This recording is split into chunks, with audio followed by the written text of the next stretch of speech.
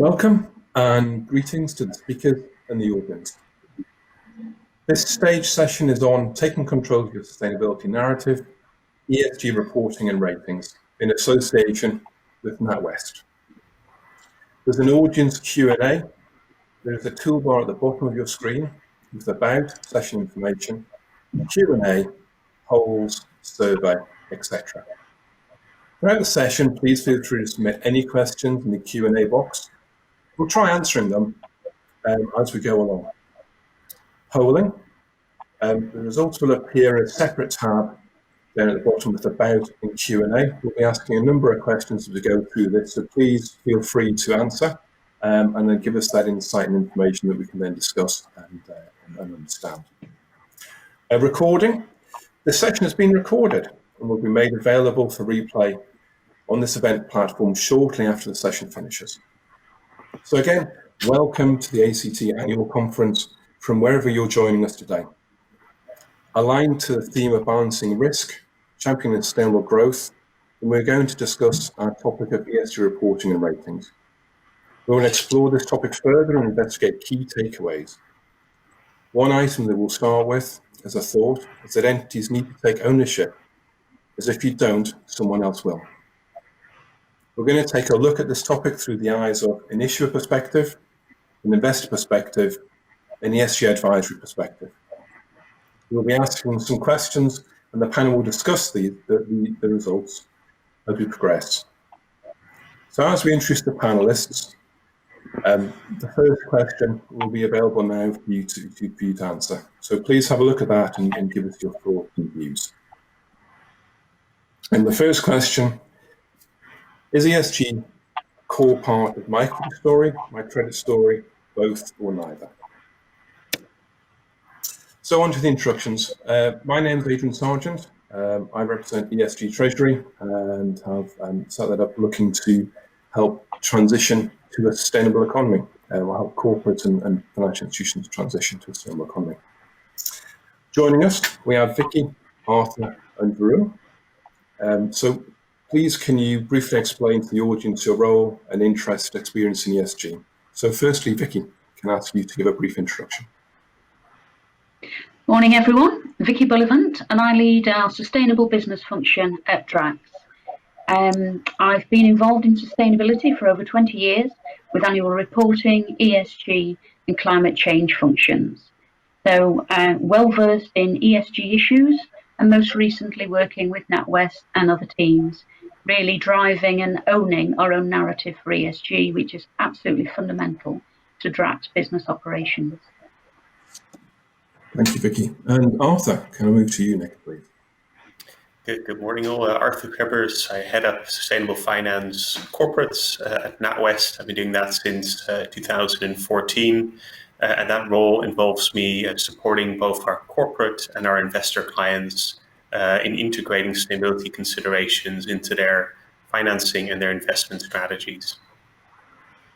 Thank you, Arthur. And Varun, finally, from yourself, a quick introduction. Good morning, everyone.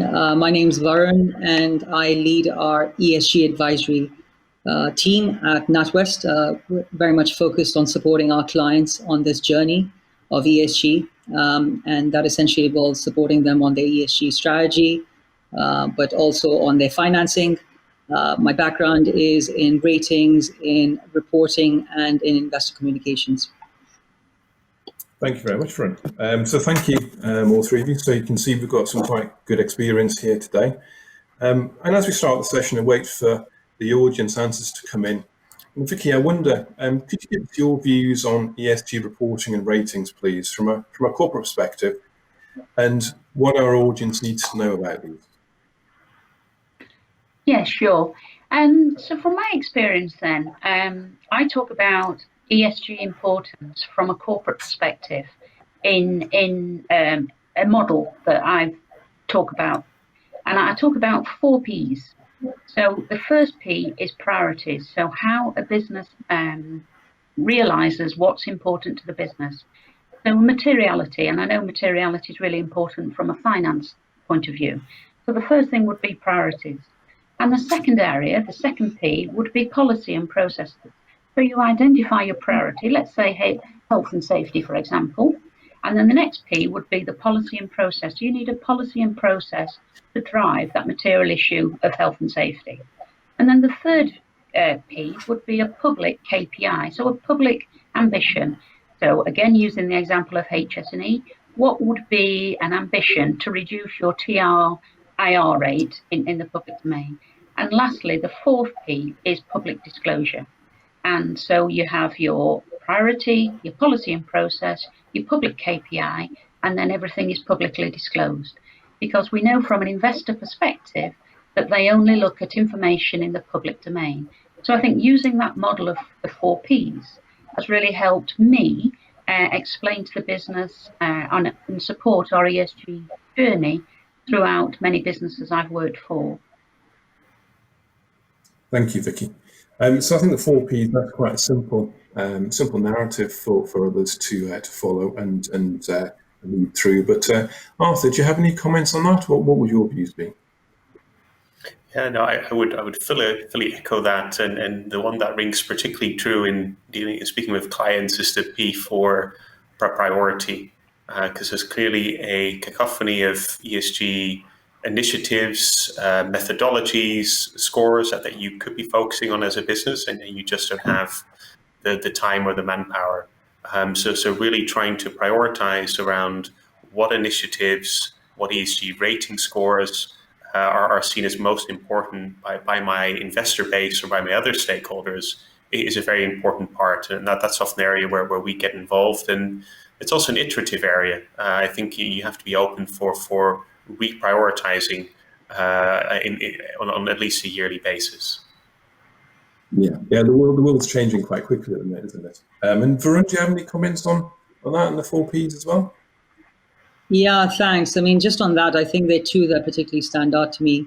One is around the priorities, which I think is also a function of what are the material issues that the company is facing. And I think, especially in this environment, and Adrian, to your point, because of COVID, we need to be mindful that there is a need for this materiality analysis to be dynamic. So as COVID has shown us, it's thrown a spotlight on quite a few areas. We're talking about supplier-customer relationships, a priority on health and safety, workforce well-being, workforce support, in terms of jobs and retention.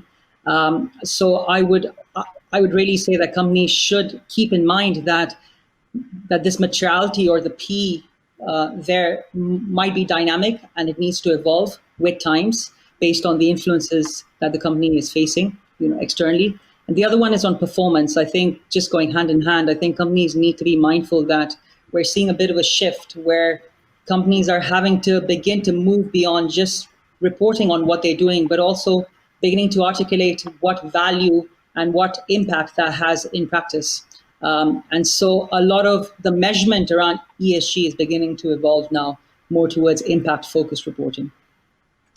Excellent. So I think, some of the takeaways there from that brief discussion obviously is reporting is key, making sure you make the right public disclosures, but also the landscape is changing. And as we know, there's a lot of different initiatives on the ESG and the like, so therefore the standards and some of the reporting requirements are continuously evolving. So we're not at the final state yet, but it's an exciting place to be.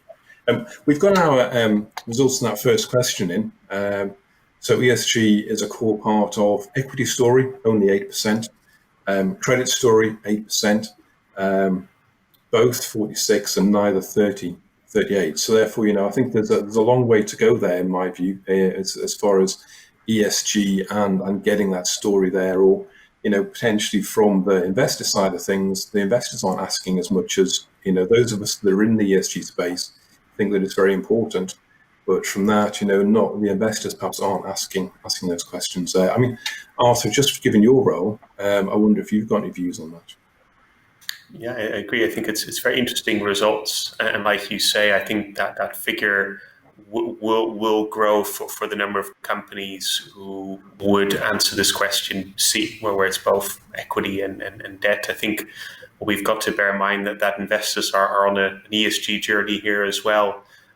Somewhere around the region of 90% of European debt and equity investors have signed up to the UN principles of responsible investment, which requires them to incorporate ESG into all aspects of their investment decision making, and they're slowly now working through that.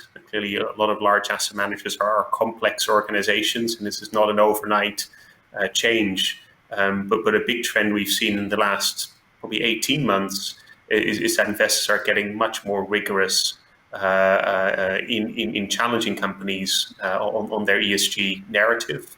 And a major sort of event series we've started organizing to support that has been quote unquote ESG speed dating. So one-on-one sessions between companies and investors, not about the debt story, not about the equity story, but purely about that ESG story, because there's a desire from both the buy and the sell side to really focus discussions around that.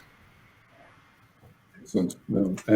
Any other comments, Varun or Vicky? Any comments there that you'd like to make on that question? I am optimistic that the ESG agenda will, I have seen it go from a handful of interested parties 10 years ago to far more inflated and more interest now.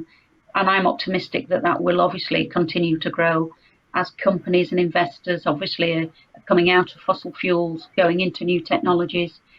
So the trajectory, I believe, is only going in one direction. Mm-hmm. No, great. Varun, you were going to say something there as well? Yeah, and just to echo Vicky's point and Arthur's point here, we're very much in the midst of a journey, I think, as has been mentioned, and I think we must be mindful that there are a lot of changes that are happening at the macro political level as well. And we're also seeing a lot of central banks beginning to really get together. There's something called the Network for Greening the Financial System that is really beginning to make a lot of statements around this whole space, and they really want to bring more focus to this. I've also seen quite a few investors beginning to issue their own investor statement on what the expectations are of companies, especially during the coronavirus pandemic. So financial prudence is, of course, very important. But investors and longer term investors are particularly interested in how companies are still strengthening and retaining those customer and supplier relationships, how they're prioritizing aspects like health and safety. Mm-hmm. No, thank you. So before going to another question, we'll have the second audience question there as well. So COVID-19 has impacted my company's ESG priorities significantly, somewhat, or not at all. So if the audience, if you could sort of go to that particular question and have a look at that, give us some insight into what you're thinking and what's happened within your business, that'd be great. As we sort of wait for that to come in then, so one of the things, Arthur, I wonder whether we could turn to yourself there as well, and as heading sustainable finance for NatWest, what are the key issues you see, and what should treasurers, obviously because this is the Association of Corporate Treasurers annual conference, what should treasurers bear in mind with respect to sort of ESG reporting, ESG ratings, and any other sort of snippets you have there for advice for them? Yeah, absolutely. I would start by saying that a lot of research is now showing that ESG funds and indices have done relatively well in recent months. They've had better net fund flows. They've had a better performance as well. So they feel empowered, and definitely I think that will lead to growing focus on ESG, but perhaps so some interesting effects in the short term and in the longer term. I think what we've seen in the short term is that the prioritization between the E, the S, and the G has evolved. There's been a number of investors who have been much more active in engaging companies around human capital, supply chain, executive compensation, all very much S and G topics that weren't as in vogue this time last year. And then in terms of the long term, I think we've noticed a lot of emphasis now around the concept of a green and sustainable recovery, and just ensuring the economic system becomes more robust to systemic shocks. Be that like we've had with COVID, or be that like we will have with climate change. No, thank you. Vicky, have you got any comments on that? Obviously the sustainability of the financial system is one of the things the regulators focus on, but does that see Is there some good light there for sort of Drax and corporates there as well to take advantage of that and help promote this sort of greening of the economy? Yeah, sure. And I think just from a sustainability function that I lead, that we have supported, we great teamwork with the Treasury and our sustainability function. We've worked very closely over the last year, and we support them in improving our ESG ratings. So it's our role as a sustainability function to look at those investor ratings. We did a gap analysis late last year, and we've really targeted those gaps to improve our ratings. And we have seen improved scores this year as a result of the extra hard work we've put in. And, we have addressed those gaps. That gives us better ratings. That helps our Treasury get the deals it needs to do. So, we've worked as a great collaborative team. Excellent. Well, thank you. Varun, any comments there? I would just echo what's been mentioned. I mean, the only other thing I would say is I think we must be mindful that this is part of a broader shift where companies are beginning to now look inwards as well, a lot more clearly and a lot more strategically. How are their different functions playing a key role on ESG? And this is very much hand in hand with reputational issues and concerns, but also with their storytelling and their purpose. Over the last couple of months, we've seen lots of companies come out with very bold commitments around climate change, around being net zero, net neutral. And I suppose we've also seen a lot of the ratings industry and many other stakeholders that companies face become a lot more aware and knowledgeable about these issues. So they're obviously demanding a lot more now, and they're really looking at those areas that traditionally were not looked at. For example, the extent of integration between sustainability teams and other functions in companies. So yeah, very much support the points that have been made here. Yeah, no, excellent. Thank you. We've got a few questions coming in as well, but what we'll do, we'll tackle those in a short while. But we've also had the results of the polling. So, interesting enough, we've got 20% of respondents have said that their sort of COVID-19 has significantly impacted their company's ESG priorities. Then 49% somewhat, and 31% not at all. So I guess it's encouraging that 31% has been not at all, and 49% is somewhat. And actually, it's in my view, 20% significantly is, given what we've been through and given what some companies have faced and some of the cash flow issues they've had and some of the sort of fighting for survival, then actually that's not a bad result. I mean, Arthur, I don't know if you've seen that in talking to different clients and the like about their ESG priorities, and then Varun, I'll come on to you as well for another question there. So, Arthur. Yeah, absolutely. I agree. I think it's encouraging results. What we've seen with clients, particularly in the second quarter of this year, was survival mode. Forget my 2050, my 2040 targets. How do I make it to the end of this financial year? And that really trumped a lot of considerations. But as things have somewhat stabilized in recent weeks and months, it's led to a lot of soul searching, and as Varun said, looking inward and reconsidering the sustainability priorities, as this poll has highlighted. And it's often meant a slightly more balanced approach to ESG, not just decarbonization at any cost, but also thinking about employees, suppliers, governmental stakeholders, communities, etc., that are important stakeholders of the company. Mm-hmm. And Varun, any comments there? And then your interaction with them. No, I would absolutely echo that as well. And I think I'd say again that companies are very much waking up to the reality that financial return is of course important, but there are a broader range of stakeholders here. I think one of the game changers is we live in an increasingly interconnected world. With the rise of social media, it's very easy for a broad range of stakeholders to hold companies accountable. And I think that is becoming a source of increasing, concern, but also opportunity for companies to communicate, to take control of their narrative, as is the title of this session. Yes, no, Well put there, Varun, as well. And I mean, I think so. Part of that, just to sort of explain again that particular comment there, that there's, and perhaps we can sort of have a little discussion about that as well. There's, if you don't report on your ESG factors and your ESG criteria, then no one will know about it. So you may be doing very good work all the way through, but if you don't share it, then no one will know.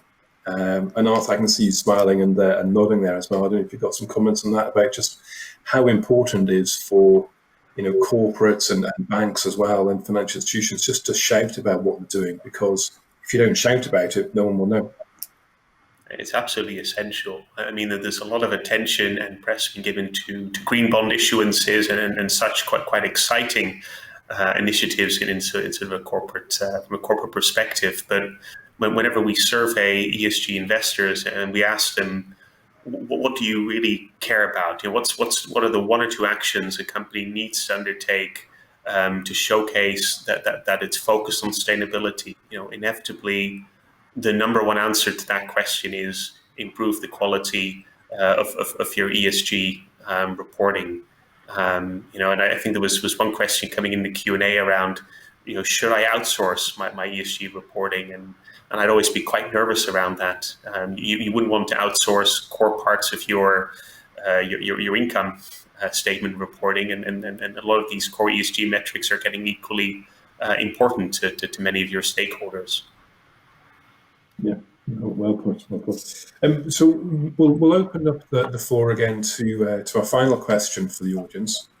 And the question is, so my approach to ESG reporting and rating agencies is proactive, somewhat responsive, ad hoc, or reactive. So if you, the audience, could answer that as well, that'll be insightful. But as we wait for those answers to come in, then Varun, I think as your role with NatWest and your prior experience, what are the key items our audience needs to consider and do with respect to ESG reporting and ratings? What are the key issues you've seen with clients, and what is to be avoided, encouraged when companies approach this space? So over to you. Yeah, thanks, Adrian. So I think fundamentally, it starts with an awareness and understanding that ESG reporting and ratings are essentially two different sides of the same coin. And I often say this in my conversations because it's so important that people realize that whether they like it or not, they are being rated on an unsolicited basis right now by a broad range of different rating agencies. So with that context, I guess the challenge upon companies is, how do I take control of my narrative, pardon the pun, and how do I actually make sure that I am telling my key stakeholders, not only investors who are increasingly interested in my ESG performance, but also my broader stakeholders, my customers, my suppliers who are also being evaluated on these very factors, and frankly, my employers, or rather my employees, and some of the broader societal actors like NGOs and civil society. And I think that starts with really beginning to look at internally firstly and understanding what is the level of ambition that a company has on sustainability. Do they want to be within the pack? Do they want to, and what I mean by the pack is, do they want to be within their peer group? Do they want to play a leading role in their peer group and really be ambitious and stretching? And how does that link in with their corporate strategy and broader purpose? And I think one of the challenges that I've certainly seen with companies is the point at which they started out by creating their purpose has somehow been lost as they've grown bigger and bigger as companies. And I think what companies are being forced to do now increasingly is to revisit that purpose and to really go back to basics and understand whether some of the reasons they set up that enterprise actually are still in place, and whether their broader strategy needs to be aligned or realigned back to that. And I think, so what I mean there is basically it's important for companies to really begin to look at sustainability as just another lens on their corporate strategy. And that really starts out by defining your corporate ambition around this area. It really starts out by understanding what are the material issues. The challenge that lots of companies are facing is there are a broad range of different frameworks out there. I think I was reading some stat the other day where basically, if you look at the number of ESG related reporting guidelines, they've gone up from 700 in 2009 to 1,700 in 2019. I mean, that is unmanageable. And I think what companies need to really do is to really look at what are the reporting frameworks that really resonate with them. And that is a function of looking at what are the ones of interest to their key stakeholders, including investors. What reporting framework is appropriate for their level of journey on ESG? If we look at sustainability, typically companies tend to start off with philanthropy, then move into corporate social responsibility, then manage sustainability a bit more holistically, and ultimately they try and become more of the value creation and the net positive,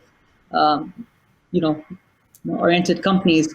And I think there are different reporting frameworks that are fit for purpose for companies at different levels of that journey.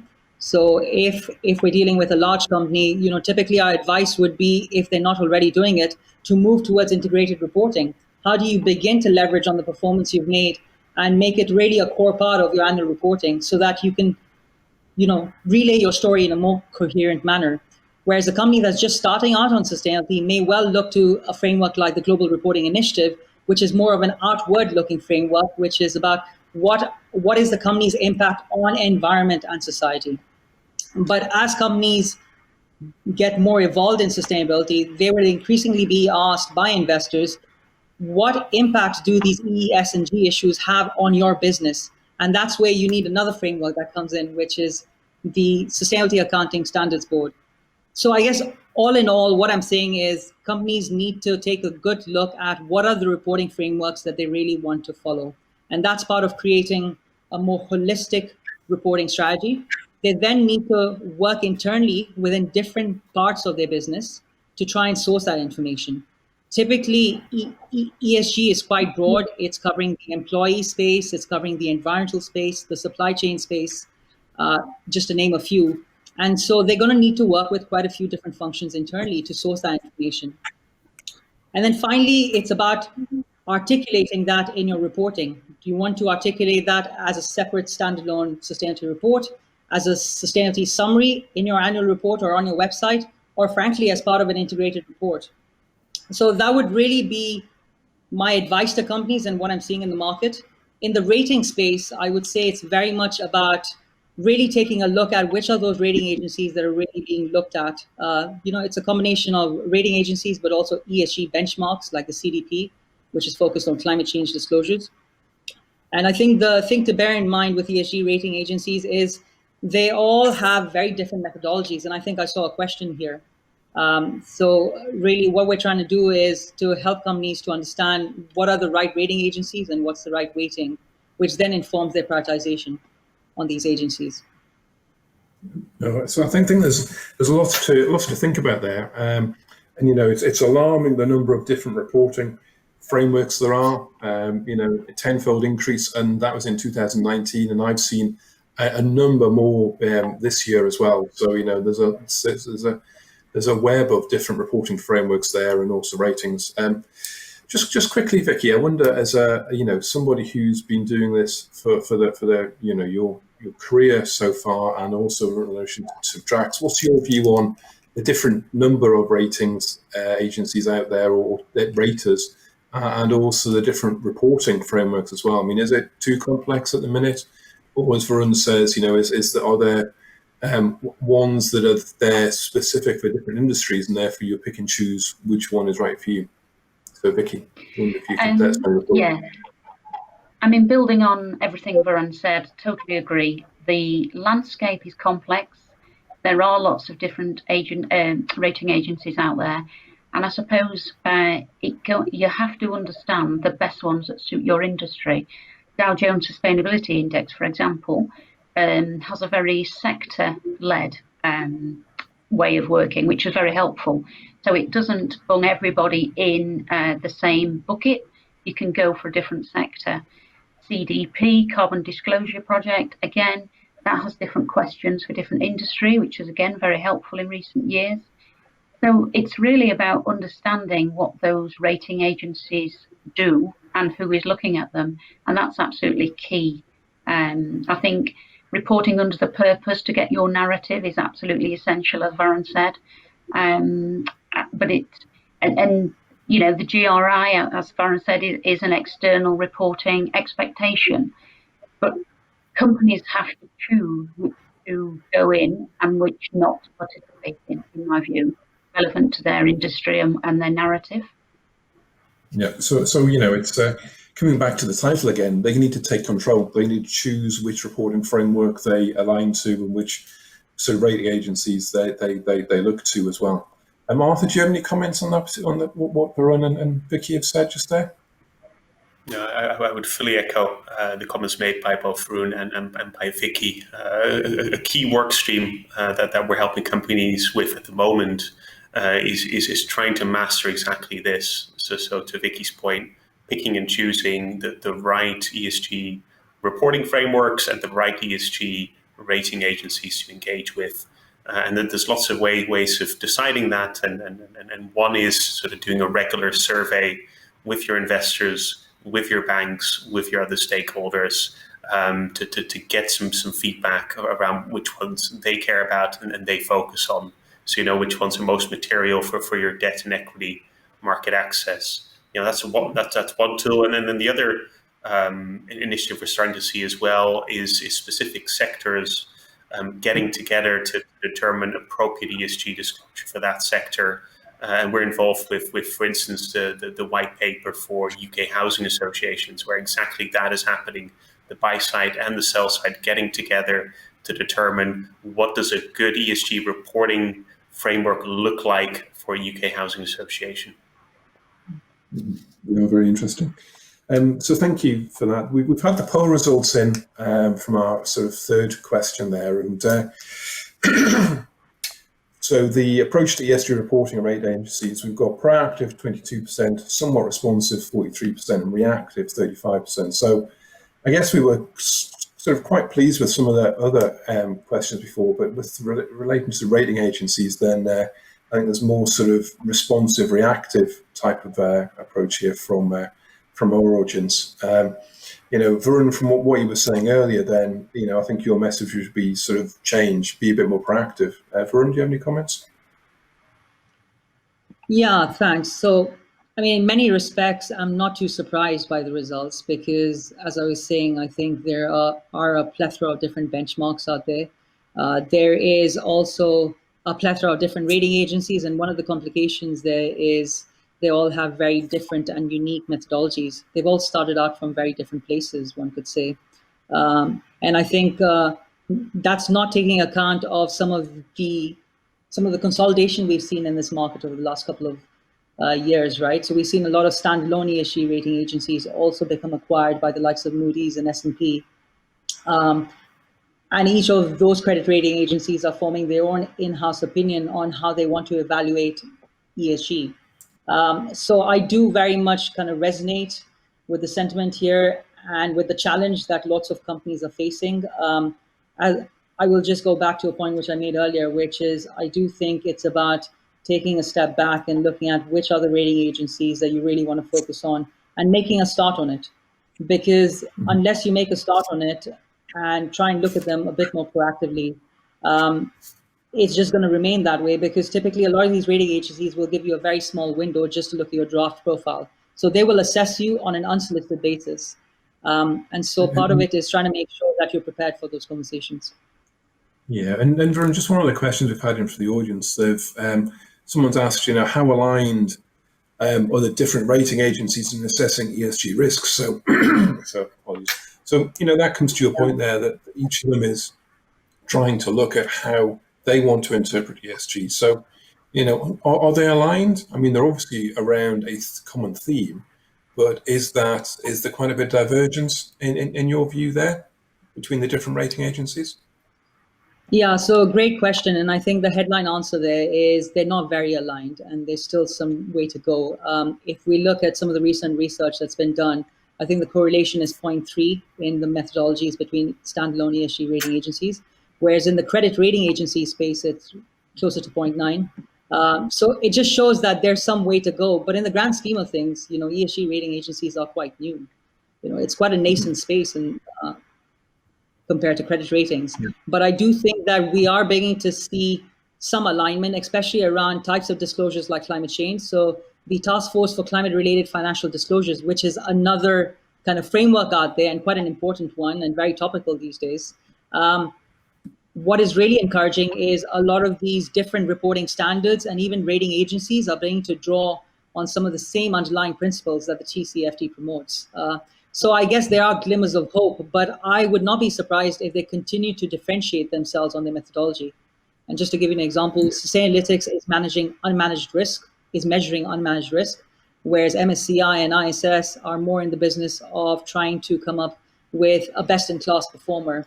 And they're still looking at the underlying factors, which are the same for that company and for that sector, but the outputs are very different, if you know what I mean. Yeah.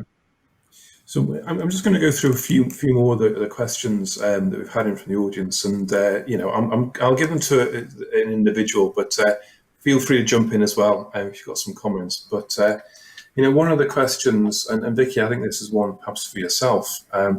There's a question here about scope 1. So reporting on scope 1 is relatively easy to do. How am I meant to assess scope 3? Now, obviously, it depends on what industry you're in there, but Vicky, could you give some insight into how people are meant to sort of look at scope 3?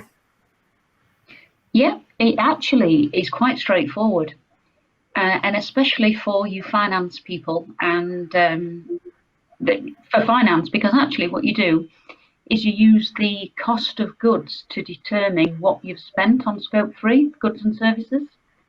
So if you take out all the people costs and the operation costs for scope 1, what you have left is scope 3. So if you look at a spend analysis, and then there are lots of CO2 conversion factors for buying, for example, can't think of one, goods, services. But you get these conversion factors. So working out scope 3 is quite straightforward for any industry. Excellent. Well, that's reassuring. Lots of consultancies and support around, so it is really fairly easy to access. Excellent. So I think that'd be reassuring for people to know, because it's one of those ones where how do I assess something sort of in that scope 3 phase. Arthur, Varun, any comments on scope 3? I mean, Arthur, in your conversations with investors, are they looking at scope 3 at all? Increasingly, yes. Yes, scope 2 and 3 are forming part of a number of investor coalitions' expectations, such as the Climate Action 100. And if you look at some of the more advanced environmental portfolios, they're trying to calculate similar things for themselves. So they're trying to offer this green alpha for their end client. For every pound you put in my portfolio, this is your outperformance and this is your environmental impact. But in order to do that, they do need to have reliable data from companies. So agreed that it's encouraging to hear Vicky's solution there. No, I think that sounds good. We've got another question here as well, then. That is, so quite a long one, but I think it's quite an interesting one. Can you see impact-weighted accounts being adopted and required in the next 2 to 3 years? Separate the companies with great profits and net impact positive and those that are similarly profitable and negative impact on the environment. So I mean, that's an interesting forward development on all the different sort of reporting frameworks and the like. Varun, I don't know, do you have any comments on that particular question? I think we're gonna begin to see this. I mean, whether it's in the next 2 to 3 years or slightly after, I think remains to be debated. But I do look at the trajectory of companies and how they manage sustainability. And if you remember, I was talking about a lot of companies wanting to move towards net zero in their corporate ambition around sustainability. So I would very much see this as being part of what they do in order to articulate the risks and the value that's presented by their businesses. And I would absolutely see that as being another product of integrated reporting. Excellent. And Arthur, do you have any comments on that at all? Absolutely, yeah. I think another channeling mechanism that leads to a similar outcome is some of the work that's being done by what Varun mentioned, the network for greening of the financial system. So the moment you get central banks adopting or financial regulators adopting green-related capital ratios, then suddenly when we as a bank or when an investor looks at their return hurdles, they'll look at all the credit ratios, but then they'll also have to look at the environmental impact of a company, which would have a similar impact as what Varun is describing. Yeah, And, understood. And a point from me on this, yeah, thank you. Point here is that as companies make their bold ambitions to be carbon zero, the ESG ratings is sort of the backbone to show their credibility, because you can't go out to the market with a bold ambition where your ESG ratings are poor. And I think, as Varun said, actually, is that businesses are being scrutinized whether you know it or not. So actually, to be proactive in your own ESG ratings has to be perhaps the answer, because if you don't, they're going to report on you anyway. Yes, no, very, very well put, very well put. So just as we're coming to the end of the session, I wonder if we could just have a sort of few final thoughts from each of you, just key takeaways for the audience. Arthur, could I start with you as a key takeaway for the audience from today? I think for me, it comes back to prioritization. I think Varun mentioned 1,700 different frameworks. That's far too many. Find a process of getting feedback from stakeholders to make sure you're prioritizing the right frameworks and the right ESG rating agencies. Yeah, excellent. And Vicky, I think you've just summarised quite well there about taking control. But any other thoughts and comments for our audience? Yeah, I suppose for this particular audience, who I don't know well, obviously, is go and engage with your sustainability teams in your organisations, because we're both working on two ends of the same stick, and go and reach out to your sustainability colleagues for support in the ratings. Excellent. And Varun, for yourself, a couple of takeaways for our audience. So I would just echo what's been mentioned. I think it's very much about beginning to really think about creating a reporting and a ESG rating strategy, and that's in collaboration with your sustainability teams. I think that's so important, not least because they're very different disciplines. And I think the beauty of having two different disciplines come together really positions the company to address a broader stakeholder group in a more effective way. So I would certainly say that's one thing. My only other point is don't lose sight of quantification. There's a famous saying, if you don't measure it, you can't manage it. And I think that's very important. Investors and many other stakeholders are simply trying to get a sense of, are you on top of an issue or not? And how well are you managing it? And that involves reporting in a quantitative manner. And so companies are going to have to move from qualitative commitments, which are still very important, but towards producing more concrete, consistent, comparable, and reliable information. And in order to get that information approved for external publication, they're going to need to work with a broad range of internal teams, including legal and compliance and sustainability and group strategy as well. So I would say trying to form an internal working group on this might just be quite a good way about going it. Yeah, no, thank you, Varun. So forming a sustainability committee